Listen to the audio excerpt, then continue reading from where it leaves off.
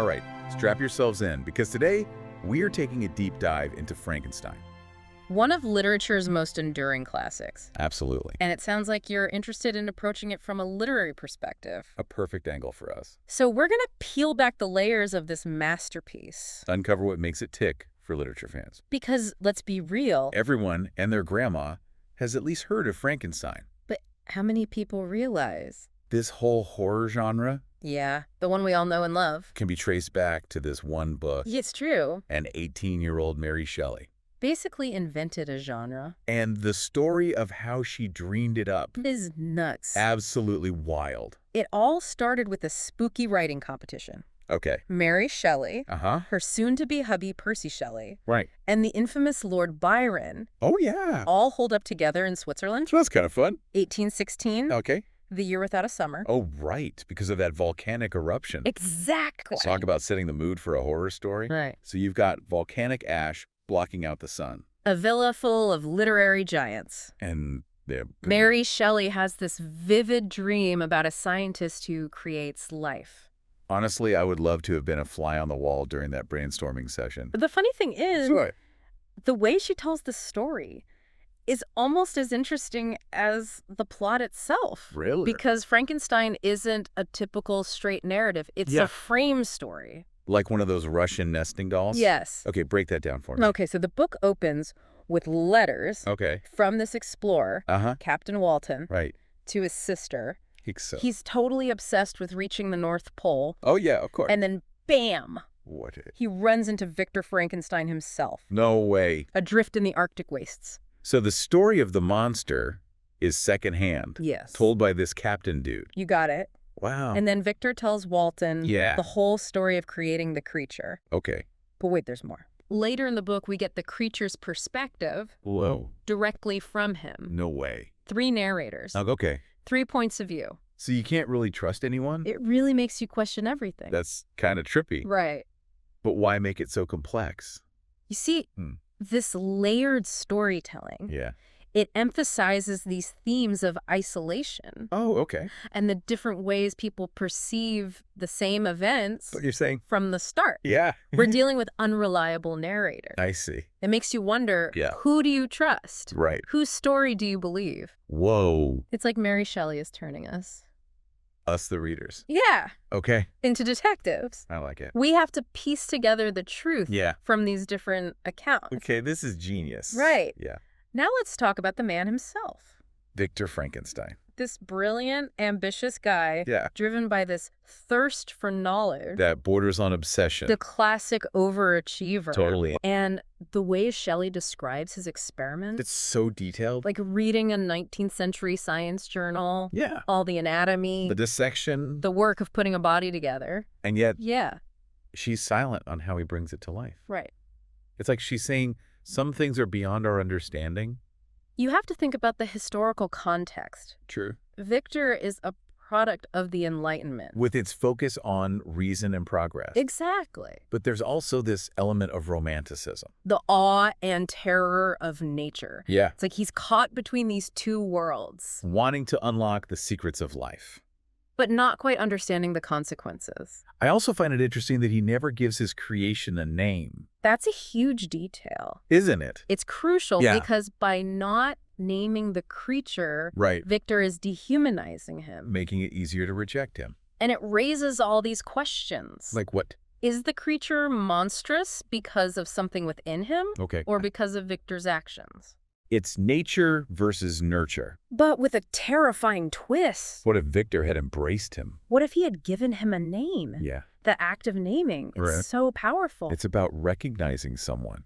Acknowledging their existence. Wow, this is heavy stuff. It is. So interesting. And this is what makes Frankenstein Yeah. so important. Especially for literature students. It asks us, Yeah. what makes us human? Yeah. What are our responsibilities as creators?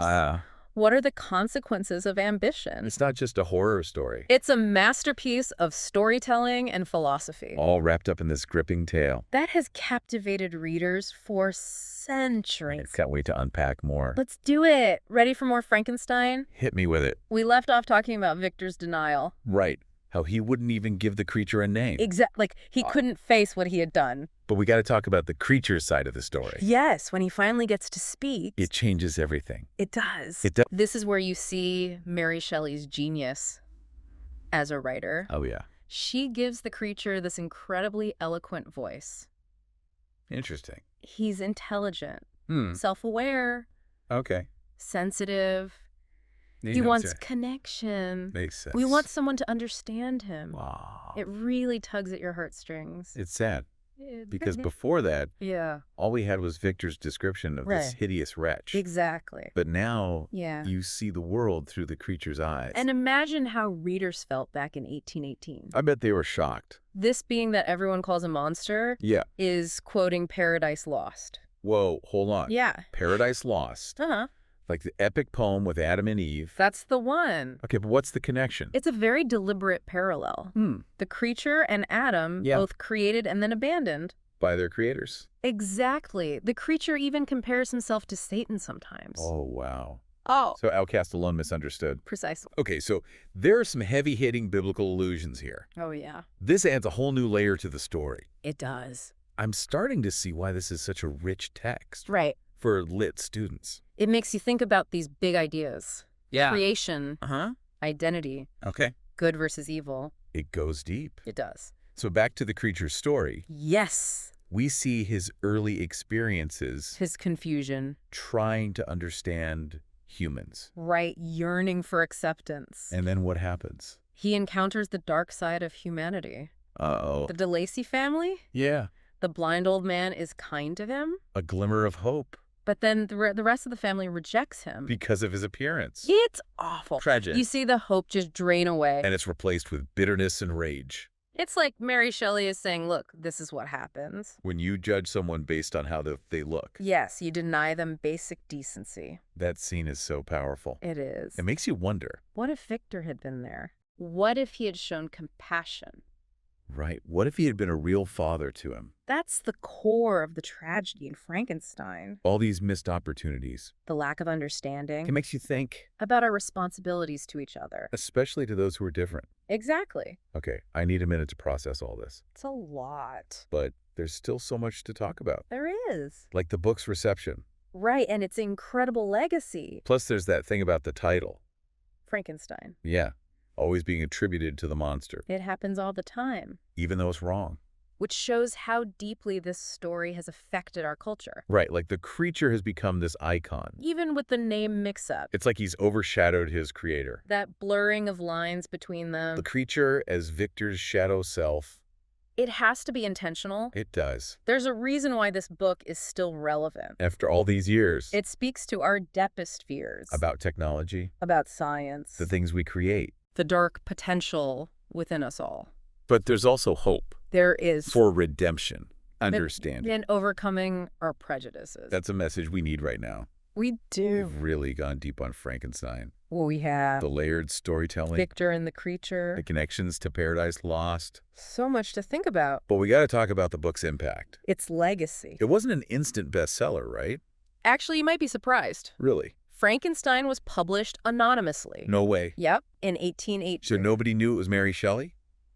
Not at first. Did people guess? It caused quite a stir. I bet. Critics were both fascinated and horrified. Makes sense. It's pretty intense. Eventually, her name got out. But not until a later edition.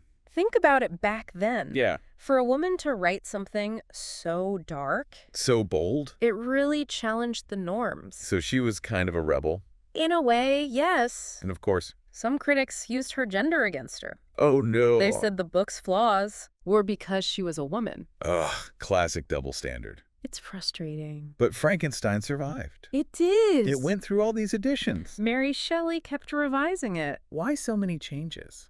That's a good question. Is it? The 1831 edition is very different. Some scholars think the changes reflect her own evolving views. Like she changed her mind about the story. Is possible. Maybe because of what she went through in her own life. It's fascinating. So we basically have two Frankensteins. In a sense. Which one is better? It's not about better or worse. I see. Each version gives us a glimpse into Mary Shelley's mind. how her thinking changed. This is great for lit students. Right. Comparing the two. It adds another layer to the analysis. So we've talked about the different versions, but what about its legacy? Frankenstein's impact goes way beyond the book itself. What do you mean? I mean, think about all the adaptations. Oh, right. Movies. Even cartoons. It's everywhere. And the image of the creature. Often called Frankenstein. Even though that's wrong. Yeah, we talked about that. He's become this cultural icon. Representing our fears about technology. About science going too far. The unintended consequences of our actions. It's pretty incredible. A story dreamt up over 200 years ago. By a young woman. Still has so much power today. It's a testament to Mary Shelley's genius. That Frankenstein is still relevant. After all this time. It makes us think about ourselves. About the potential for both good and evil. Especially in a world where science and technology are advancing so fast. It's more relevant than ever. So before we go, yes, you mentioned a thought-provoking question. I did. About Victor and compassion. Right. Hit me with it. What if Victor Frankenstein had given his creature a name? Okay. What if he had shown him compassion? Instead of rejecting him. Guided him. Helped him understand the world. Do you think the tragedy could have been avoided? Man, that's tough. It is. We've seen how Victor's rejection shaped the creature. Fueled his rage and despair. Maybe a little bit of love could have changed everything. It's the question at the heart of Frankenstein. What are our responsibilities to what we create? Can we see the humanity in everyone? Even those who seem monstrous. That's a powerful message. So for all you lit students out there, as you delve into Frankenstein, think about the choices. Victor's choices. The creature's choices. What choices would you make? How can we learn from their mistakes? And create a world where compassion wins. Great literature like this. It challenges us.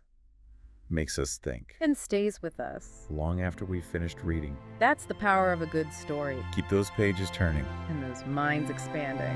Until next time. Happy reading.